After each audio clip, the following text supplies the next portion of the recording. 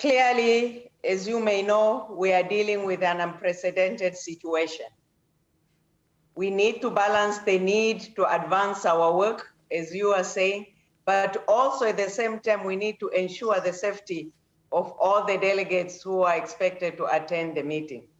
That is why the Secretariat has continued to work hard with our parties and other stakeholders to ensure that our work continues through a variety of online discussions and negotiations. And this way, we've been able to maintain momentum on the importance of biodiversity issues. Of course, we cannot go on with business as usual with regards to how we are damaging the environment. And the last 18 months have been anything but business as usual, but we've adapted to it.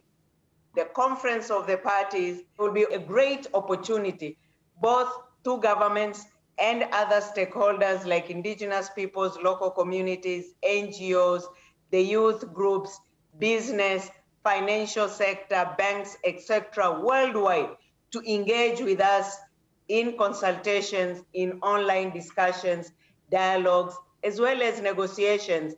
What do you personally want? What do people around the world want to see from Kunming? And second question is, what has been achieved since 2018?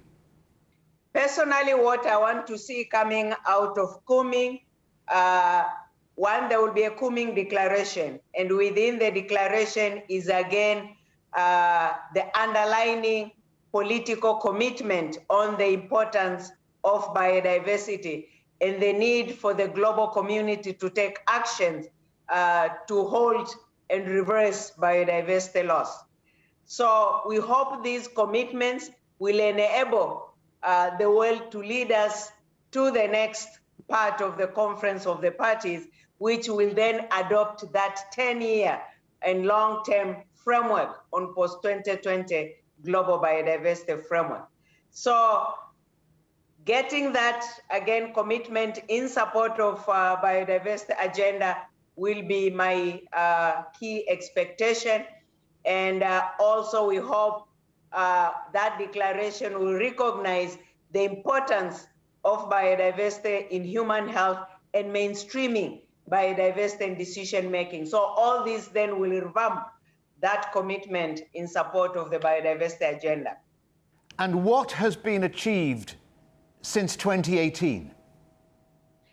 Since 2018, you know, we expected the COP to meet after 2 years, which would have been last year in May. And the main work of the convention had been now, one was to take stock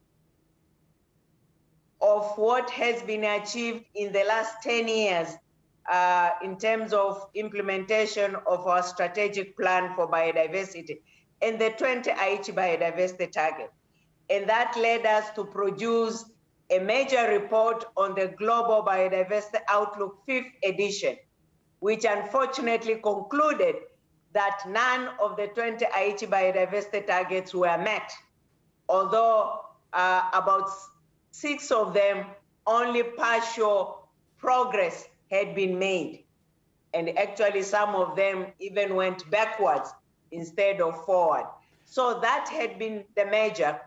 And it is the result of this outcome in this report which is informing the development of the new framework.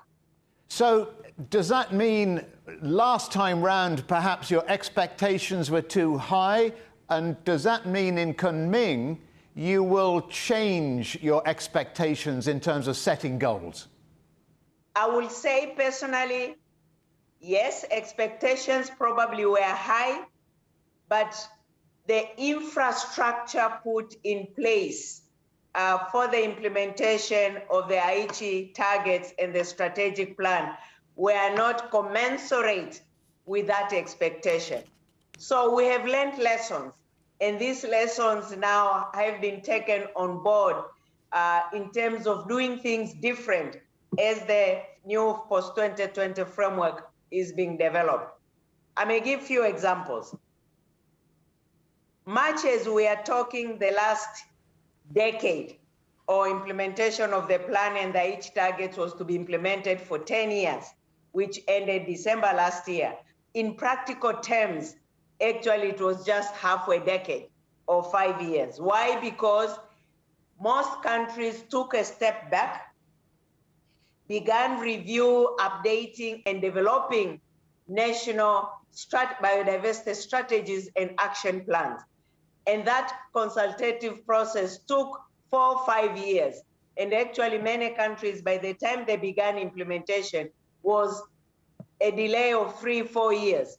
And that's why I'm talking practical was half a decade. 1, 2, it was also expected that the implementation was the responsibility of governments. We may know that today, biodiversity cross borders. You cannot deal with biodiversity issues just depending on the government without the engagement of all other stakeholders. You need the indigenous peoples and local communities. You need the women, you need the youth, the business, the financial sector, all stakeholders. So the new, in terms of developing the new framework, it took that approach of all of government, all of society approach into that development. So there had been a number of consultative processes which have taken place during this period of COVID. And that's what probably the positive aspect of the COVID has been, the additional time it gave us to prepare for this tangible framework. Elizabeth Maruma Mrema, many thanks for joining us on The Agenda. Thank you very much.